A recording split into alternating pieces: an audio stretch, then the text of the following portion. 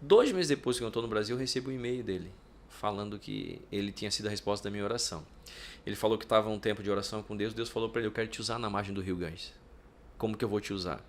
Você vai caminhar todo dia pelo rio e eu vou te falar com quem você vai falar. Porque lá você tem que ter... Sabe o que aconteceu ali em Atos, quando Filipe sai de Samaria e Deus manda ele evangelizar o eunuco? Ele deixa aquele movimento e vai pregar para um homem. Deus fala assim: sobe. Ele está lendo Isaías, ele explica, ele para, é batizado.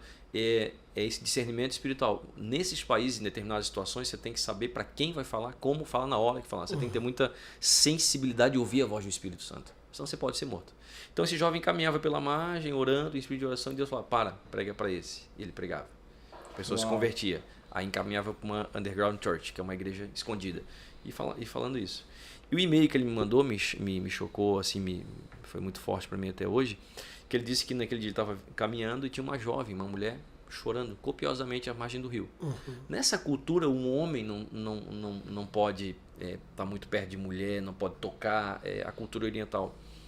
E ele passou por ela e o Espírito Santo falou para ele: para e prega do meu amor para ele. Ele falou assim: mas é uma mulher, Senhor? Não, pode pregar, eu quero que tu fale do amor para ela.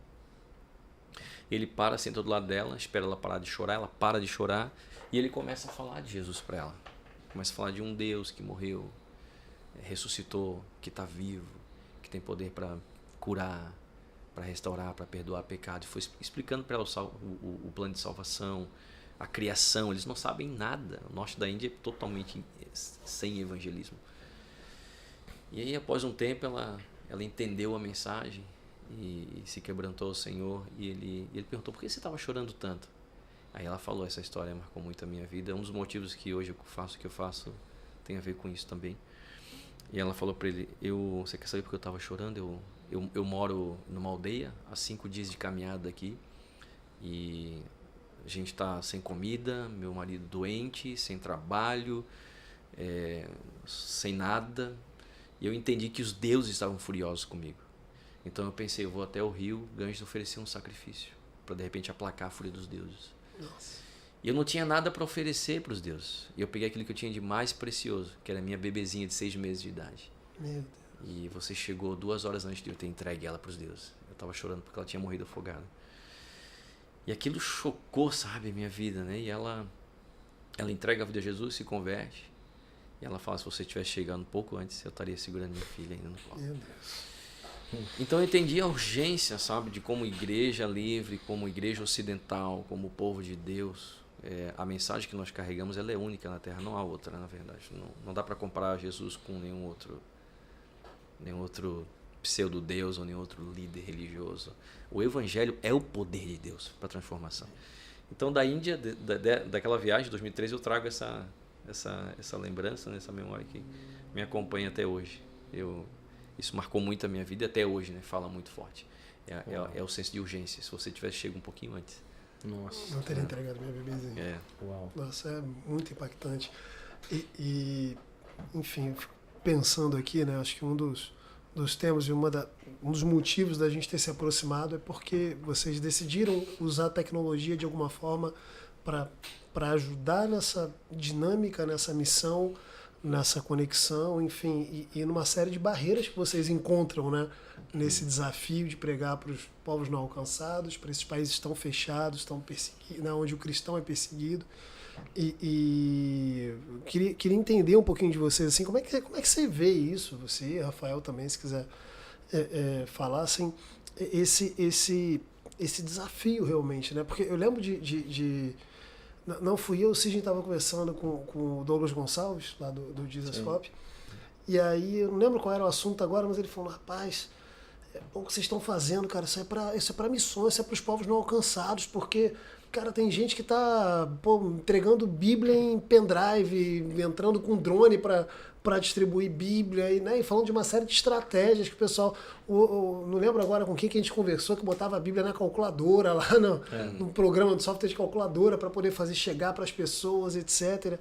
E o quanto que a gente poderia, né, estar sendo mais intencional em relação a isso, né? Eu vejo muitas vezes a gente demoniza o uso da tecnologia, a gente, né, ao invés de entender, eu sempre falo isso, né? Tecnologia é meio, tecnologia não é fim. Né? Então a faca que eu uso para cortar o bolo eu também posso usar para matar uma pessoa.